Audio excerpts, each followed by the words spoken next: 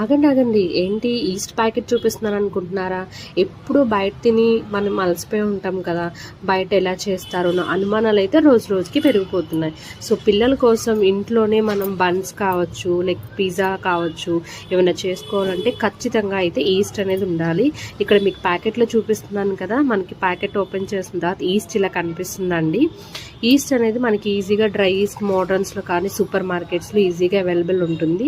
తీసుకుని వాటిని మనకు కావాల్సిన ఐటమ్స్ యూస్ చేసుకోవచ్చు. వీటిని ఈస్ట్ అనేది ముందు హాట్ వాటర్లో ఒక స్పూన్ పంచదార వేసుకుని కరిగించిన తర్వాత ఈస్ట్ని దాంట్లో వేసి ఒక 5 నుంచి 10 నిమిషాలు వదిలేసినట్లయితే ఈస్ట్ అనేది యాక్టివేట్ అవుతుంది. సో యాక్టివేట్ అయిన తర్వాత మనకి బాగా పుల్లని వాసన అయితే వస్తుందండి. మీరు ఓపెన్ చేయగానే పులుపు వాసన అయితే వస్తుంది.